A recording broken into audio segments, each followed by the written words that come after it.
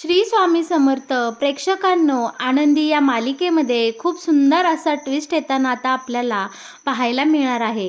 बरं का, इकडे आता आपले आनंदी या विद्याधरला चांगलं सुनावते, बोलते की माझ्या मुलांच्या वाट्याला जर तू गेलास तर तुझी काही हरकत नाही, गाठ माझ्याशी आहे. आता इकडे आनंदी अगदी आपुलकीने आणि प्रेमाने बोलत असते. ही मुलं माझी आहेत आणि त्यांच्या वडिलांमधला आणि मुलांमधला गैरसमज मी कशा प्रकारे दूर करते हे तू बघशीलच. त्याचवेळी पृथ्वी हे सगळं काही ऐकत असतो. पृथ्वीला आनंदीमध्ये अगदी त्याच्या आईची म्हणजे समिधाची छबी दिसू लागते आणि इकडे पृथ्वी मनोमन आनंदीला त्याची आई समजू लागलेला असतो. आणि आनंदीसोबत वाईट वागणाऱ्या या विद्याधरला पृथ्वी चांगलाच जाब विचारतो. बोलतो की काका, इथून पुढं जर तू पुन्हा आनंदीसोबत या भाषेत या स्वरात बोलला तर गाठ माझ्याशी आहे आणि पुन्हा तो आनंदीच्या आसपासही फिरकायचं नाही. हे सगळं मालिकेत कशा प्रकारे दाखवलं जाणार आहे किंवा घडत जाणार आहे हे जर तुम्हाला पाहायचं असेल, जाणून घ्यायचं असेल, तर तुम्ही आपला हा व्हिडिओ अगदी शेवटपर्यंत पहा, म्हणजे तुमच्या सगळं काही इकडे लक्षात येऊन जाईल. बरं का, आता इकडे पृथ्वीला मात्र त्याच्या वडिलांनी वटपौर्णिमेची जी काही पूजा केली, वडाच्या झाडाला जे काही फेरे घेतले, ते सगळं चित्र पृथ्वीच्या डोळ्यामध्ये अगदी असं टिपलं गेलेलं असतं आणि त्याला वारंवार ते सगळं आठवू लागलेलं असतं की बाबांनी का बरं ही वटपौर्णिमेची पूजा केली आणि कोणासाठी केली. प्रश्नाने मात्र पृथ्वी इकडे हैराण झालेला असतो आणि नेमकी त्याच वेळी इकडे आरती येते आणि पृथ्वीला इकडे छानपैकी कैरी खायला देत असते. पृथ्वी बोलतो की हे कशासाठी हवं आहे. तेव्हा आता इकडे आपली ही आरती बोलते की तू आनंदीसाठी खूप काही केलं, वेळेमध्ये गोळ्या औषधं आणून दिली, म्हणून मी तुला ही कैरी देत आहे. तेव्हा आता पृथ्वी हिला रागात ओरडता आणि बोलतो की तू गप ग जरा, मी हे जे काही केलं ते फक्त आबांसाठी केलं आहे. आता इकडे आरतीला पृथ्वीचा खूप राग आलेला असतो. आरती बोलते की केवढा कुचका आहेस रे तू, जरा कुठं तुझ्यासोबत चांगलं बोलावंसं वाटलं तर तू असा निघाला.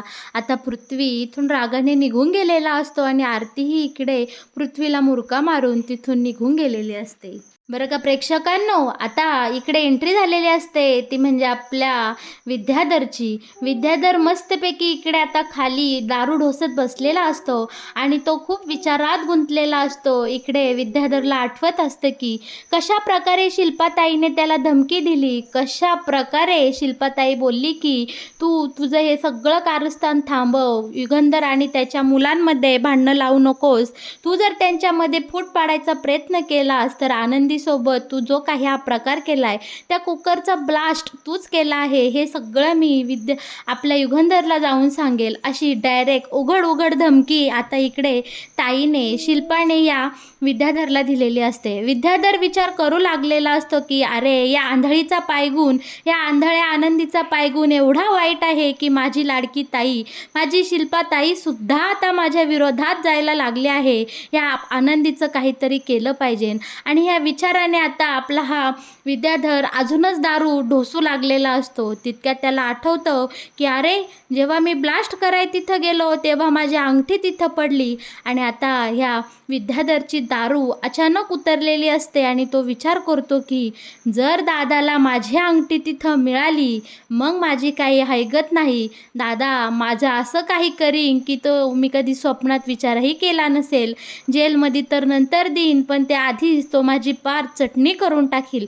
या विचाराने आता हा विद्याधर खूप घाबरून गेलेला असतो आणि घाईघाईने तो आता किचनमध्ये ती पडलेली अंगठी शोधण्यासाठी निघून गेलेला आपल्याला पाहायला मिळणार आहे.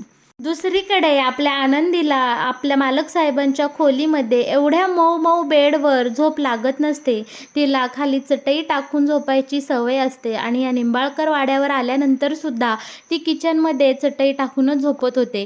तिची समस्या ती इकडे सुनीताताईला सांगते, पण सुनीताताई बोलते की अहो आनंदीताई, काय बोलताय, मी खूप दमलेली आहे, बरं तुम्ही सुद्धा झोपून घ्या आणि सारखा आवाज देऊ नका. आनंदी झोपायचा खूप प्रयत्न करते, पण आनंदीला काही इथे झोप लागत नाही. दुसरीकडे शिर्केंनी मालक साहेबांना फोन केलेला असतो आणि काही डिझाईन पाठवले असतात. मालक साहेब बोलतात की शिर्के, त्या डिझाईन मला लॅपटॉपवर पाठवू नका, कारण माझ्या रूममध्ये आनंदी झोपले आहे. तुम्ही मला मोबाईलवर पाठवा, लॅपटॉप माझ्या रूममध्ये आहे.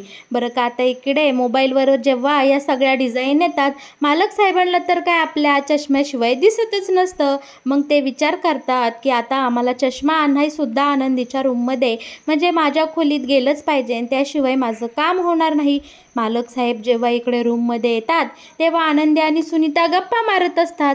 मालक साहेब खूप ओरडतात, चिडतात, बोलतात की तेवढ्यासाठी मी तुम्हाला रूम दिली आहे का? मी तिकडं गेस्ट रूममध्ये शिफ्ट झालो आहे आणि तुम्ही इथं आराम करायचं सोडून खुशाल गप्पा मारतात. तेव्हा आनंदी बोलते की मालक साहेब, मला बेडवर झोप येत नाही. तेव्हा आता आपले मालक साहेब सुनीताला बोलतात, सुनीता तू जा बरं बाहेर, तुझी खूप दिवसभर धावपळ झाली, मी घेतो आनंदीची काळजी. आणि आता मालक साहेब आनंदीवर खूप ओरडतात आणि बोलतात की झोपून घे बरं, आपोआप झोप लागेल. आणि आता मस्तपैकी इकडे अंगाई लावतात. ही अंगाई आपल्या समिधाने तिच्या मुलांसाठी गायलेली असते आणि ही अंगाई ऐकताच इकडे मालक साहेब म्हणतात की माझ्या मनावर कितीही मोठं ओझं असलं किंवा मला टेन्शन असलं तर माझ्या या समिधाचा आवाज ऐकला ना, मला शांत झोप लागते. आनंदी, तूही झोपायचा प्रयत्न कर, ही अंगाई ऐकता ऐकता तुलाही झोप लागेल. आणि अगदी मालक साहेबांनी म्हणल्याप्रमाणे इकडे अंगाई लावल्यानंतर आनंदीला इतकी सुंदर अशी गाढ झोप लागलेली असते. पण ती अंगाई ऐकता ऐकता मात्र मालक साहेब आपले समिधाच्या आठवणीत पूर्णपणे बुडून गेलेले असतात. त्यांचे डोळे समिधाच्या आठवणीने अगदी पाणावून गेलेले असतात आणि त्यांना खूप वाईट वाटत असतं की आज समिधा आपल्यातून निघून गेली आहे. समिधाच्या जाण्याने मालक साहेबांच्या आयुष्यात खरोखरच खूप मोठी पोकळी निर्माण झालेली आपल्याला आता इकडे पाहायला नक्कीच मिळते. आणि खरंच समिधाच्या आठवणीत आपले मालक साहेब खूपच व्याकुळ झालेले आता आपल्याला पाहायला मिळणार आहे. आणि आता ही अंगाई खरोखरच खूप गोड असते, अगदी निरागस लढीवार असते. का आता इकडे अंगाई संपल्यानंतर आपले मालक साहेब खडबडून जागे होतात. पिण्यासाठी पाणी बघतात तर अगदी या रूममधलं पाणी संपलेलं असतं.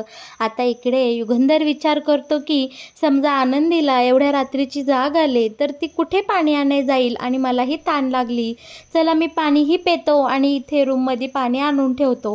या विचाराने आता युगंधर तिथला रूममधून उठलेला असतो आणि पाणी आणण्यासाठी किचनकडे निघालेला असतो.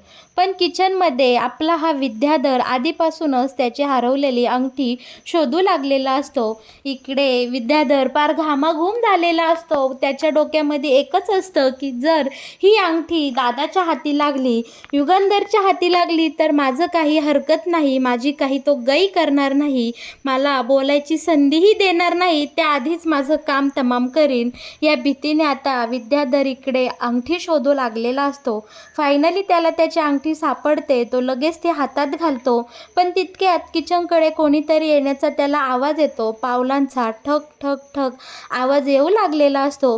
विद्याधर तिथेच खाली किचनमध्ये लपून बसतो. पण आता इकडे किचनमध्ये आपला युगंधर आलेला असतो. मालक साहेब फ्रीजमधलं पाणी घेतात, पितात आणि त्याच वेळी नेमकं ह्या विद्याधरचं नशीब एवढं वाईट असतं की त्याचा फोन वाजतो आणि मालक साहेबांच्या लक्षात येतं की किचनमध्ये ह्या टायमाला कोणाचा फोन वाजतोय. ते इकडे तिकडे शोधाशोध करतात. पण आता नशिबाने इकडे साथ दिलेली असते आणि विद्याधर लपून बसतो आणि मालक साहेबांना तो दिसत नाही. आणि इकडे आता विद्याधर या युगंधरच्या तावडीतून वाचलेला आपल्याला पाहायला मिळणार आहे. बरं का, आता प्रेक्षकांनो, सुंदर दिवसाची सुंदर सकाळ झालेली असते, पण आपल्या पृथ्वीचं मन मात्र इकडे थाऱ्यावर नसतो. तो शेवटी त्याच्या आईच्या फोटोजवळ येतो आणि आईला त्याच्या मनात जे काही इकडं चाललं आहे ते सगळं व्यक्त करतो. आता इकडे पृथ्वी समिधाच्या फोटोकडं पाहून बोलत असतो की अगं आई, मी काल जे पाहिलं ते खरं आहे का? तुला काय वाटतंय? आणि माझे डोळे मला सांगतात, माझं मन जे मला बोलतंय ते खरं आहे का? बाबाने काल आनंदीसाठी वटपौर्णिमेची पूजा केली का? आनंदी आणि त्यांच्यामध्ये असं काय नातं आहे की ते डायरेक्ट वटाची झाडाची पूजा करण्यासाठी तिकडं गेले आणि त्यांनी मिस्टर युगंधर निंबाळकरांनी आनंदीसाठी चक्क वटपौर्णिमेची पूजा केली? आई, ही गोष्ट मला पचायला खूप जड जात आहे आणि माझ्या मनामध्ये संशयाचं खूप मोठं असं झाड उगवलं आहे. बरं का आता प्रेक्षकांनो, दुसरीकडे आपली आनंदी इकडे मालक साहेबांच्या रूममध्ये व्यवस्थित आवरून सावरून बसलेले असते. पण हा विद्याधर उगाचच तिच्या खोड्या काढायला त्या रूममध्ये जातो आणि बोलतो की, "आनंदी, अगं माझी आनंदी, कशी आहेस? बरं वाटतंय ना? काल तुझ्यासोबत जे काही घडलं ते खूप वाईट घडलं." आता इकडे आनंदी या विद्याधरच्या येण्यानेच खूप घाबरून गेलेली असते. ती त्याला बोलते की, "तुम्ही इथं कशासाठी आलात? तुम्ही जा बरं इथले." पण हा विद्याधर मुद्दामून आनंदीजवळ जात असतो आणि तिची छेडछाणी करायला सुरुवात करू लागलेला असतो. विद्याधर बोलतो की, "काय गं, तुला लय पुळका आलाय त्या मालक साहेबांचा आणि त्यांच्या मुलांचा? होय, मला असं कळलं हाय की तू त्या मुलामध्ये त्या दोघा बाप लेकांमध्ये सेटलमेंट करून देणार हाय. त्यांचं जे काही तुटलेलं नातं आहे ते तू जुळवणार हाय. मी जे ऐकलं ते खरं आहे का आनंदी?" आता आनंदी बोलते की, "हो, तुम्ही जे काही ऐकलंय ना ते अगदी खरं आहे. त्या दोघांच्यामध्ये जे काही गैरसमज झाले आहे ते मिटवणार. कारण मी तुटलेली नाती जोडायला आलेली आनंदी आहे आणि आनंदी कधीही नाती तोडत नाही, तर ती नेहमीच जोडते." हे ऐकून मात्र इकडे आता विद्याधर खूप चवताळलेला असतो आणि तो बोलतो की, "अगं काय बोलायली तू? मी या दोघांमधलं नातं कधीही टिकू देणार नाही. हा युगंधर मला सगळ्यांसमोर बोलला की मी कधीही बाप होऊ शकत नाही. तो मला क्षण बोलला आणि मी त्याचं सगळं ऐकून घेईन का? अगं तू भवलीस मला आणि तू सगळं सत्य सगळ्या घरासमोर आणलंस आणि त्या माझ्या भावासमोर सांगितलं की मी कधीही बाप होऊ शकणार नाही. मग मी कधी बाप होऊ शकणार नाही म्हणल्यावर मी तरी त्याच्या मुलांना त्याच्याजवळ कधी जाऊन देईल का? अगं तो दिवस मी लवकरच उजळवील की ज्या दिवशी पृथ्वी या युगंधरला कायमचा निघून सोडून जाईल आणि या संपूर्ण निंबाळकर वाड्याची राख रांगोळी केल्याशिवाय मी आता शांत राहणार नाही. मी त्या बापलेकांमध्ये फूट पाडल्याशिवाय आता गप राहणार नाही." इकडे आता या विद्याधरने आनंदीला ओपन चॅलेंज केलेलं असतं आणि आता विद्याधर या निंबाळकर वाड्याच्या मालक साहेबांच्या पृथ्वी आणि मालक साहेबांच्या नात्यावर किती उठला आहे, त्यांच्या पार किती वाईट चिंतितो हे सगळं आता आनंदीला कळून चुकलेलं असतं. आता आनंदी इकडे वाघीण बनलेली असते. आनंदी चवताळते आणि या विद्याधरला जोरात मागे ढकलून देते आणि बोलते की, "खबरदार, जर पुन्हा तू माझ्या मुलांच्या आणि माझ्या नवऱ्याच्या मध्ये आलास तर आणि मी तुला शेवटचं निक्षून सांगते." एवढा मोठा आवाज आनंदीचा झालेला असतो की अगदी तो हॉलपर्यंत पोचलेला असतो. हॉलमध्ये पृथ्वी त्याच्या आईच्या फोटोसोबत इकडे जेव्हा बोलत असतो त्याच वेळी त्याच्या कानावर हा आवाज येतो आणि तो घाईघाईने इकडे आनंदीच्या खोलीकडे येतो आणि बघतो तर काय, आनंदी इकडे त्याच्या काकाला खूप बडबड करत असते आणि खूप आपुलकीने प्रेमाने बोलत असते की, "पृथ्वी, मिताली माझी मुलं आहेत. त्यांना आईचं प्रेम मी देणार आहे. काहीही झालं तरी मी त्यांना अंतर देणार नाही. त्यांची आई जरी त्यांना सोडून गेली तरीसुद्धा मी त्यांची आई बनण्याचा प्रयत्न करेल. मी जरी वयाने लहान असले म्हणून काय झालं, आई होण्यासाठी कुठलंही वय लागत नाही. फक्त मनामध्ये त्यांच्याविषयी माया आपुलकी लागते." आणि राहिला प्रश्न मालक साहेबांचा आणि पृथ्वी सरांचा, तर त्या दोघांना एकत्र कसं आणायचं आणि त्यांच्या दोघातला गैरसमज कसा मिटवायचा हे मी माझं बघून घेईन, पण इथून पुढं तुम्ही या दोघांमध्ये बोलायचं नाही. आता आनंदीचं हे रुद्र अवतार पाहून इकडे विद्याधरला आनंदीचा अजूनच राग आलेला असतो. तो आता आनंदीच्या अंगावर धावून जातो आणि बोलतो की, "काय गं, लय तुझी जीभ चुरू चुरू बोलायला लागली काय? तू कुणाशी बोलते तुला कळतंय का? मी विद्याधर निंबाळकर, त्याच्यासमोर तू उभी आहेत आणि तू काल आलेली माझ्याच घरामध्ये राहून मला दादागिरी करते काय?" आता इकडे विद्याधर आनंदीसोबत गैरकृत्य करू लागलेला असतो. तिला धरतो आणि इकडे आता नेमकं त्याच वेळी पृथ्वी इथं आलेला असतो. पृथ्वी त्याच्या काकाकडे बघतो आणि घाईघाईने धावत आनंदीच्या समोर येऊन उभा राहतो आणि बोलतो की, "काका, तुझं काय चाललंय? तू आता इकडे आनंदीसोबत असं का वागत आहेस?" तेव्हा हा विद्याधर पृथ्वीला बोलतो की, "पृथ्वी, तू बाजूला हो, आमच्या दोघांमध्ये पडू नकोस." तेव्हा आता पृथ्वी इकडे बोलतो की, "तू आनंदीला काका काहीही करायचं नाही. या आनंदीमध्ये मला माझ्या आईचा भास होतो. तिच्या हाताची चव, तिच्या बोलण्याची पद्धत, तिची काळजी करण्याची सगळी माया, सगळं सगळं आम्हाला जाणवतं. आनंदीमध्ये आम्हाला आमच्या आईची छबी दिसते. काका, मी तुला शेवटचं सांगतोय, तू आनंदीच्या वाट्याला जाऊ नकोस. तू आनंदीच्या नादी लागू नकोस, कारण ती जरी वयाने माझ्यापेक्षा लहान असली तरी मनोमन आम्ही तिला आमच्या आईचा दर्जा, आमच्या आईचा मान दिलेला आहे. त्यामुळं काका तू इथून पुढं आनंदीसोबत सभ्यतेनेच वागायचं आणि तिच्या अंगचट्टीला अजिबात जायचं नाही. पण इकडे विद्याधर मात्र या पृथ्वीचं ऐकण्याच्या अजिबात मनस्थितीत नसतो. तो पृथ्वीला इकडे ढकलतो आणि बोलतो की तू आता आमच्यामध्ये यायचं नाही. पण पृथ्वीसुद्धा रागाने आता इकडे लाल झालेला असतो. तो सरळ इकडे त्याच्या लाडक्या काकाच्या गचंड्या धरतो आणि त्याला आनंदीपासून बाजूला खेचतो आणि बोलतो की काका मी तुला निक्षून सांगतोय की तू आनंदीच्या वाट्याला जायचं नाहीस, बाजूला हो बरं. बरं का प्रेक्षकांनो, अशा प्रकारे आता पृथ्वीला आनंदीमध्ये त्याच्या आईची छबी दिसलेली असते. पृथ्वीने आता इकडे आनंदीला मनोमन त्याची आईच मानलेलं आपल्याला पाहायला मिळणार आहे. तर मग प्रेक्षकांनो, आनंदी या मालिकेत येणारं हे नवीन वळण तुम्हाला कसं वाटलं?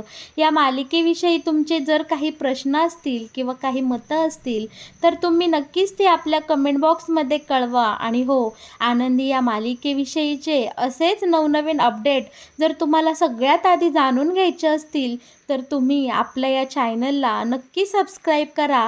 आणि हो, आपल्या व्हिडिओला लाईक केल्याशिवाय अजिबात कुठे जाऊ नका. खरं तर प्रेक्षकांनो, आपली मालिका खूपच अशा मनोरंजक वळणावर येऊन थांबलेली आहे आणि मालिकेचं येणारं एकही एपिसोड तुम्ही चुकवू नका, ही माझी तुम्हाला मनापासून नम्र विनंती आहे. तुम्ही असेच आपल्या या चॅनलसोबत जोडलेले राहा आणि तुमचं मनोरंजन हवं तितकं करून घ्या.